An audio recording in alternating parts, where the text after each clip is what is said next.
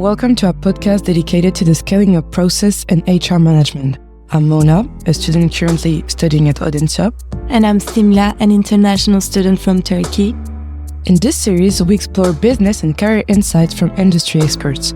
Today, we'll discuss strategies for the company scaling up, the role of intrapreneurship, and how HR policies have to adapt to support the growth. Joana is joining us today. She is working at Amaris Consulting. Thank you for accepting our invitation and being here to share your valuable experience.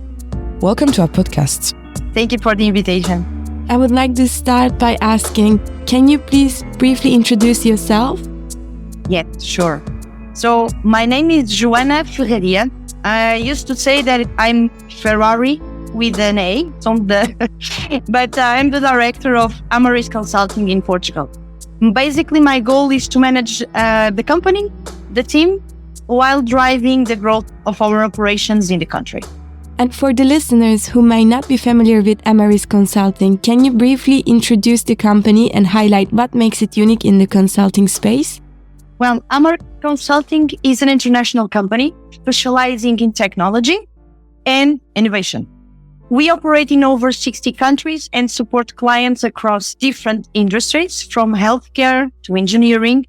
And what makes us unique is our entrepreneurial spirit and multicultural environment. We empowered our teams to take ownership of their work, fostering creativity, that is very important, and agility to address complex challenge.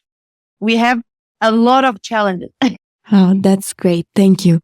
And can you tell us a little about your career journey as well? What brought you to Amaris Consulting and what made you want to join the company? Do we have 1 hour? No, just kidding.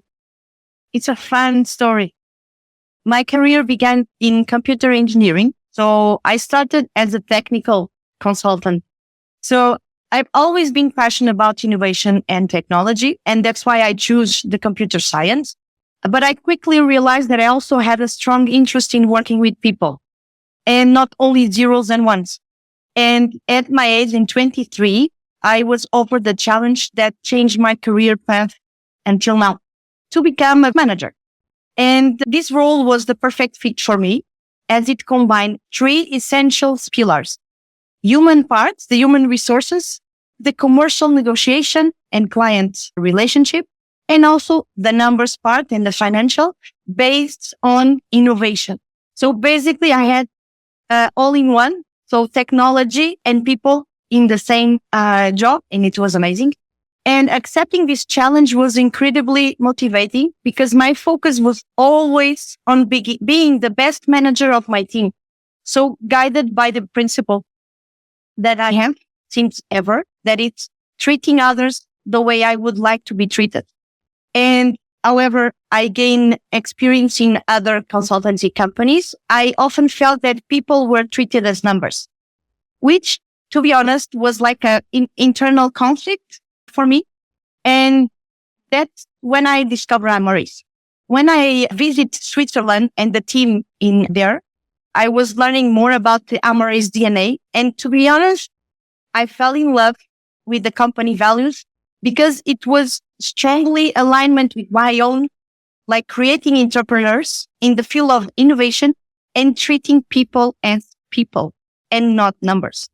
And so these principles I have kept me for 12 years in Amaris, and to continue to inspire me every day to help people in the consultancy sector, with an innovative mindset. So that is what makes me wake up every day, treat people as people, and grow the company on the innovative sector. Basically this. Wow, that's great. Thank you so much. So can you tell a bit more about your current role at Amaris Consulting and what does a typical day look like for you? We do a lot of stuff, but to sum up, I would say that I'm the director, obviously, but I have also a second role in a company. I'm a trainer. So as a director, my role involves a mix of strategic planning, team leadership, and client engagement. Basically, a typical day includes meeting with managers, with different teams, with also different governances, to make sure also to review projects progress, if we are going good or not, and obviously discuss the challenges and the new opportunities. I also dedicate time to mentoring and supporting my team. My second role, I gave basically internal trainings to other managers that are starting around the world. And it's amazing where not only I can give the training itself, but I can also share my experience and knowledge to the team. And it's fantastic. It's a very rewarding role in the company to see those eyes learning from the things that I'm sharing with them. It's also very nice. And also, it will be spread around the world. Okay, thank you so much. Now we'll move on to focus on the scaling up process. And we would like to ask you something that rapid scaling can present unique challenges, and in particular with new competitors emerging, as well as the need to stay technology advanced. Would you say what were some of the biggest challenges Amaris faced during its scaling up process, and how did the company overcome them? So basically, scaling up requires adapting to diverse market needs. So while maintaining our quality standards, it's very important to maintain the quality itself. One of the biggest challenges was aligning our global team to a shared vision, because it's very challenging to try to spread the word and so on. But we overcome this through clear communication, strong leadership, and investing in technology to streamline processes. So it's basic. Okay, thank you. The market is evolving rapidly, especially with the rise of AI. How is Amaris embracing AI to stay competitive, and how has this technological evolution impacted your scaling strategy? As the key role to bring efficiency and innovation. Basically, I use also in my personal life, and the idea for the company is from automating administrative stuff, so tasks that we are doing that we could change to AI to provide insights of decision making, for example. The AI basically will help us to stay ahead. It also enables us to offer new solutions to our clients, because we have also an offer giving and selling to our clients, not only implementing internally in the company, but also we are externalizing the offer to the clients. In my opinion, is essential to our scaling strategy, and also to optimize our processes and innovation. Thank you. Each manager at Amaris is responsible for the administrative and financial statement of their business unit. How do you ensure that managers are well equipped to handle the scaling pressures, and what role do they play in driving company-wide growth? So, obviously, as a trainer, we press trainings and the mentorship programs for our managers, ensuring they have the tools to lead efficiently. Managers play a very important role by aligning their teams with the company DNA and objectives, and fostering a culture of ownership and accountability. So training and following up, it's the basic. With 600 people across 60 countries, how does Amaris ensure the right talent is recruited and retained to support its scaling ambitions? What recruitment strategies have been key to finding and managing top talent globally? So our team, we have the governance of recruitment. We have our team spread around the world. So our focus is based on diversity, cultural fit, and potential. So we leverage digital platforms. We do partnership with universities, and also we referral and attract talent. Once on board, we invest in career development to retain our top performance. And also, I think it's very important to listen to the people, listen what they want, listen their expectations, and basically try to help them. This is very important. As Amaris grows, how can you ensure that client relationship remains strong and personalized? Are there specific strategies the company uses to maintain a high level of client satisfaction across its more than 1,000 global clients? We like to see ourselves as partners and not suppliers, because there's a difference. So it means that we treat each client as unique, with unique needs. And it's very important to create relationship with the client. So building trust and delivering value are at the core of our client strategy. Be there with them. So sometimes we need to know more the client than themselves to help them and to propose different things. So it's very important to be there with them. 8 dedicated account managers and team managers to provide. Looking ahead, what are the next steps for Amaris in terms of scaling? Are there any new sectors or regions that the company is focusing on for future expansion?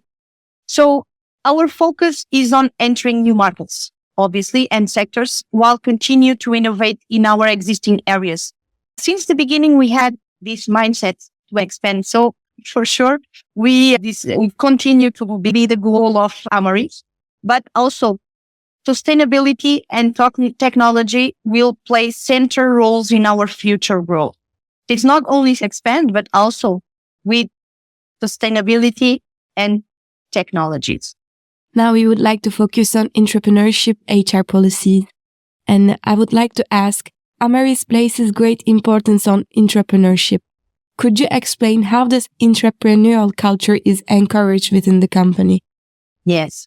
We encourage entrepreneurship by giving employees the autonomy to lead initiatives and providing resources to bring their ideas to life. Basically, it's very important for the people not to be afraid to share their ideas. And it's also our culture since also the beginning is embedded in our values and leadership approach. So give autonomy to people, obviously, like we said before, giving them the tools and make them think, share the ideas, and have autonomy to do stuff differently and not being machines. That's the idea. And also, we want them to criticize and ask why we are doing this. It's very important to understand the why. That sounds really great. Thank you.